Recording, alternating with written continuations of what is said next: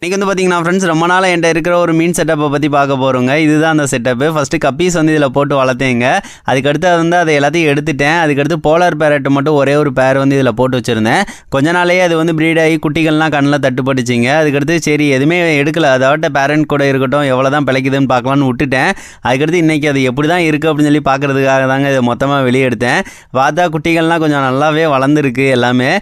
பாருங்கள், ஒரு குட்டியை வந்து பிடிக்கலாம் அப்படின்னு சொல்லிட்டு கைட்டே வந்து பார்த்திங்கன்னா பிடிச்சிட்டேன். இந்த சைஸுக்கு எல்லாமே வந்து வளர்ந்துருச்சு. இது வந்து கொஞ்ச நாள் தாங்க, குட்டிகள்லாம் போட்டு கொஞ்ச நாள் தான் ஆகுது. இருந்தாலும் வந்து குட்டிகள்லாம் வளர்ந்துருச்சு.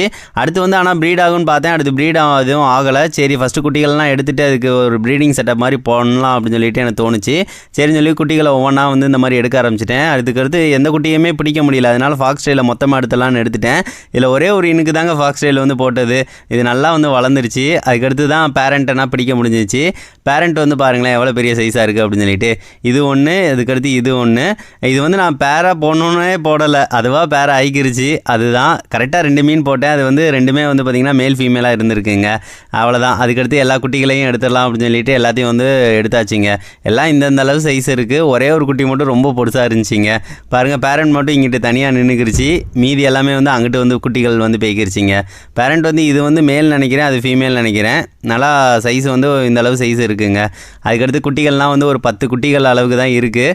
சரி ஓகே, இதை தனி செட்டப் பண்ணிவிட்டு இதை தனி செட்டப் வந்து பண்ணிவிட்டு அடுத்த ப்ரீடிங் வந்து பண்ணலாம். அடுத்த ப்ரீடிங் வந்து எப்படி வந்து பண்ணுறது அப்படின்னு சொல்லிட்டு அடுத்து வந்து வீடியோவில் ஷேர் பண்ணுறேன் ஃப்ரெண்ட்ஸ். இந்த வீடியோ வந்து பிடிச்சிருந்துச்சி அப்படின்னா ஒரு லைக் வந்து பண்ணுங்கள். நீங்கள் என்னென்ன ஃபிஷஸ்லாம் வளர்க்குறீங்கன்னு சொல்லிட்டு மறக்காமல் கமெண்ட் பண்ணுங்கள்.